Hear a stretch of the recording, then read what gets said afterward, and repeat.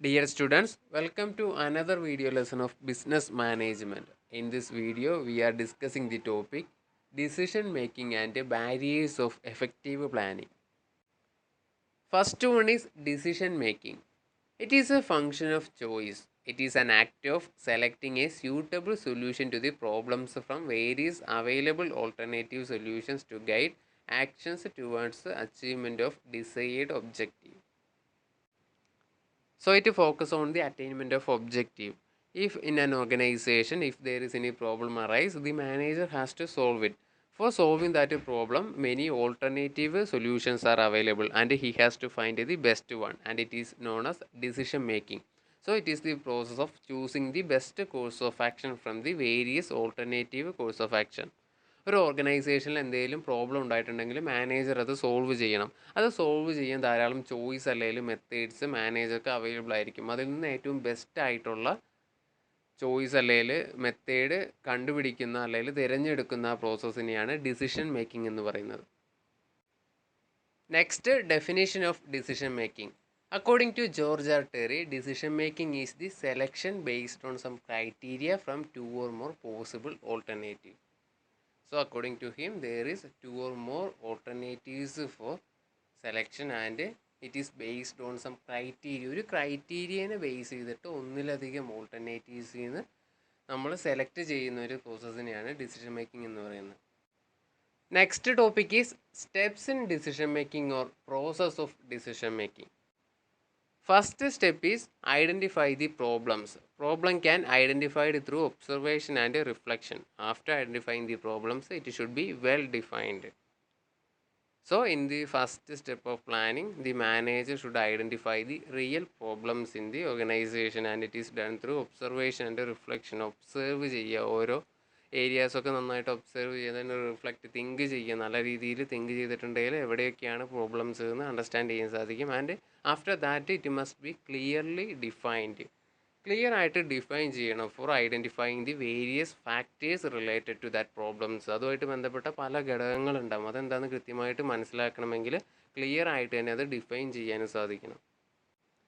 Second one is analysing the problems. Collect information from various sources and analyze in terms of impact.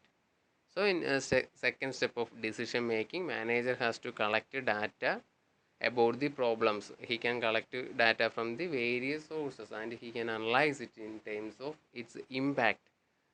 പല സോഴ്സസിൽ നിന്ന് ആ പ്രോബ്ലവുമായി ബന്ധപ്പെട്ട datas മാനേജർക്ക് collect ചെയ്യാം. എന്നിട്ട് അത് അനലൈസ് ചെയ്യുമ്പോൾ അതിൻ്റെ ഇമ്പാക്റ്റ് എങ്ങനെയായിരിക്കും, ആ ഓർഗനൈസേഷനിൽ അങ്ങനെ ഒരു ഡിസിഷൻ എടുത്താൽ അതിൻ്റെ ഇമ്പാക്റ്റ് എന്തായിരിക്കും എന്ന് മനസ്സിലാക്കിയിട്ട് വേണം അത് അനലൈസ് ചെയ്യാൻ. Next step is discover the alternatives.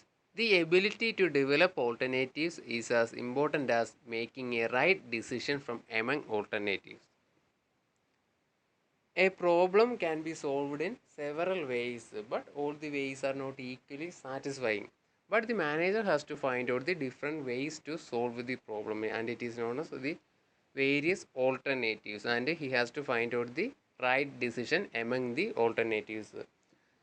ഒരു പ്രോബ്ലം സോൾവ് ചെയ്യാൻ ഡിഫറെൻറ്റ് വേയ്സ് ഉണ്ടാവും. അങ്ങനെയുള്ള ഓരോ വഴികളും അല്ലെങ്കിൽ ഓരോ ഓൾട്ടർനേറ്റീവ്സും മാനേജർ ഫൈൻഡ് ഔട്ട് ചെയ്യണം. എന്നിട്ട് ഫൈൻഡ് ഔട്ട് ചെയ്തതെന്നാണ് മാനേജർ ബെസ്റ്റ് ചൂസ് ചെയ്യേണ്ടത്. അപ്പോൾ ആ ബെസ്റ്റ് ചൂസ് ചെയ്യണേൽ അവിടെ ധാരാളം ഓൾട്ടർനേറ്റീവ്സ് വേണം. എന്നിട്ടത് കമ്പയർ ചെയ്ത് ഇവാലുവേറ്റ് ചെയ്തിട്ട് വേണം ബെസ്റ്റ് ചൂസ് ചെയ്യാൻ. Next step is evaluate alternatives. Evaluate them for find out best course of action and to be assessed in terms with risk, time, availability of resources, etc. So next step is evaluation of alternatives. In previous step we have identified various alternatives, so we have to evaluate them for find out the best one. നമ്മൾ ധാരാളം alternatives find out ചെയ്തിരുന്നു. അതിൽ നിന്ന് ഏറ്റവും best choose ചെയ്യാൻ ധാരാളം factors, risk, time, availability of resources, ഈ ഫാക്ടേഴ്സിനൊക്കെ അടിസ്ഥാനമാക്കിയിട്ട് evaluate ചെയ്തിട്ട് വേണം ഏറ്റവും ബെസ്റ്റ് ചൂസ് ചെയ്യാൻ. Next, select best alternative. Make a comparative evaluation to find out the best one. In the previous step, we evaluated different alternatives and find out the advantages, limitations and impact of these alternatives. And here we make a comparative evaluation to find out the best one. നമ്മൾ നേരത്തെ evaluate ചെയ്ത എല്ലാം ഒന്ന് compare ചെയ്ത് നോക്കുന്നു. ഓരോന്നിൻ്റെ അഡ്വാൻറ്റേജസോ ബെനിഫിറ്റ്സോ അതായത് പിന്നെ അതിൻ്റെ ഇമ്പാക്റ്റ്, ലിമിറ്റേഷൻ അതെല്ലാം ബേസ് ചെയ്തിട്ട് കമ്പയർ ചെയ്തിട്ട് ഏറ്റവും ആപ്റ്റ് ആയത് ഏതാണോ അത് ചൂസ് ചെയ്യുന്നതാണ് സെലക്ട് ദി ബെസ്റ്റ് ഓൾട്ടർനേറ്റീവ് എന്ന് പറയുന്ന സ്റ്റെപ്പിൽ ചെയ്യുന്നത്. Last step is implementation. In this step decision is communicated to subordinates and members of the organization for its implementation, so they can convert the decision into an effective action. Next topic is barriers of effective planning. We know planning is an intellectual process. It is not an easy task, so there is various barriers can inhibit successful planning. First one is inability to plan. All managers are not good planners, so some of them may lack the background, education and ability to undertake an elaborate planning process. എല്ലാ മാനേജേഴ്സും നല്ല രീതിയിൽ plan ചെയ്യാൻ കഴിയുന്നവരായിക്കൊള്ളണമെന്നില്ല. So അവരുടെ ഒരു inability that leads to the barrier to planning. Next one is inferior information.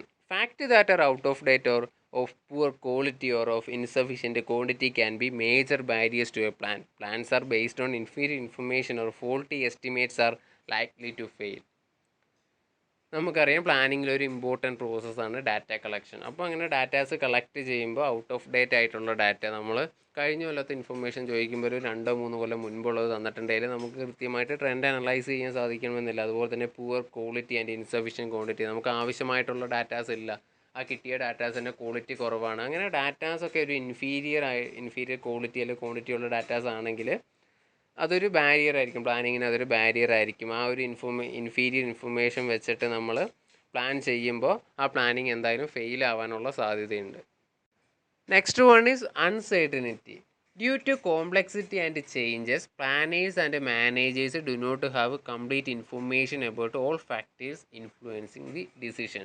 നമ്മൾ പ്ലാനിങ്ങിൽ ഒരു decision എടുക്കുന്നുണ്ട്. So ആ ഡിസിഷൻ അഫക്റ്റ് ചെയ്യുന്ന എല്ലാ ഫാക്ടേഴ്സും ആ മാനേജർക്കോ അല്ലെങ്കിൽ ആ പ്ലാനേഴ്സിനോ കിട്ടണമെന്നില്ല. അപ്പോൾ അത്തരം ഡാറ്റേഴ്സിൽ ഒരു അൺസർട്ടനിറ്റി, ഒരു അനിശ്ചിതത്വമാണ് ഉണ്ടാവുക. സോ അത്തരം ഡാറ്റാസ് കിട്ടാണ്ട് നല്ല രീതിയിൽ പ്ലാൻ ചെയ്യാനും പ്ലാനിങ് ഒരു സക്സസ്ഫുൾ ആക്കാനും സാധിക്കില്ല. Next one is procedural inflexibility. We know planning needs time, but continued pressure on the line managers to act quickly so that there is no sufficient time to prepare effective plans. This may create severe problems for those who have to forecast and act accordingly. So പ്ലാനിങ്ങിന് ആവശ്യമായിട്ടുള്ള സമയം line മാനേജേഴ്സിന് available അല്ലെങ്കിൽ അത് ആ പ്ലാനിങ്ങിനെ affect ചെയ്യും. നമുക്കറിയാം planning എന്ന് പറഞ്ഞിട്ടുണ്ടെങ്കിൽ ഡാറ്റ കളക്ട് ചെയ്തിട്ട് അനലൈസ് ചെയ്യാനൊക്കെ ധാരാളം ടൈം വേണം. അപ്പോൾ ആ ഒരു ടൈം കിട്ടുന്നില്ലെങ്കിൽ അത് ഒരു എഫക്റ്റീവ് പ്ലാനിങ്ങിൻ്റെ ഒരു ബാരിയറാണ്. Next one is psychological difficulties. These difficulties mainly arise from lack of confidence among planners, and it creates a lack of commitment to the planning process, and it is due to the fear of failure among the managers. അവരെടുക്കുന്ന plans fail ആവുമോ എന്ന പേടി കൊണ്ട് കുറച്ച് psychological difficulties ഉണ്ടാവുന്നുണ്ട്. അതുകൂടെ അവർക്ക് ആ പ്ലാനിങ് പ്രോസസ്സിനോടുള്ളൊരു കമ്മിറ്റ്മെൻറ്റും പിന്നെ പ്ലാനിങ്ങിനോടുള്ളൊരു കോൺഫിഡൻസും നഷ്ടപ്പെടും. അപ്പോൾ അവരിങ്ങനെ ഒരു ഒരു പ്ലാനിങ് ഫെയിൽ ആവുമെന്നുള്ള ഫിയർ വെച്ചിട്ടുണ്ടെങ്കിൽ അത് പ്ലാനിങ്ങിന് ബാരിയർ ആയിരിക്കും. അവർക്ക് നല്ല രീതിയിൽ ഒരിക്കലും പ്ലാൻ ചെയ്യാൻ സാധിക്കില്ല. Next, lack of knowledge in forecasting techniques. Various forecasting and planning techniques now in use require sound knowledge of mathematics and operations research for managers.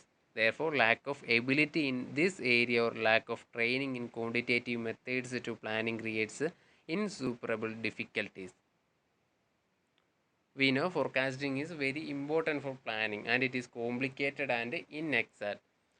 Forecasting എന്ന് പറഞ്ഞാൽ പ്ലാനിങ്ങിന് വളരെ ഇമ്പോർട്ടൻ്റ് ആയിട്ടുള്ള കാര്യമാണ്, അതും കോംപ്ലിക്കേറ്റഡ് ആയിട്ടുള്ളൊരു പ്രോസസ്സാണ്. അപ്പോൾ അങ്ങനത്തെ ഒരു പ്രോസസ്സ് നമുക്ക് കൃത്യമായിട്ട് ചെയ്യണമെങ്കിൽ അതിനൊരു നോളജ് വേണം, മാത്തമാറ്റിക്കൽ നോളജ്, അതുപോലെ തന്നെ ഓപ്പറേഷൻ റിസർച്ചിലൊക്കെ നല്ല നോളജ് വേണം. അങ്ങനെ ഒരു നോളജ് ആ മാനേജേഴ്സിന് ഇല്ല എങ്കിൽ അവർക്ക് നല്ല രീതിയിൽ പ്ലാൻ ചെയ്യാൻ അല്ലെങ്കിൽ ഫോർകാസ്റ്റ് ചെയ്യാനായിട്ട് സാധിക്കില്ല. സോ അതും പ്ലാനിങ്ങിൻ്റെ ഒരു ബാരിയറാണ്. Last one is lack of appropriate planning climate.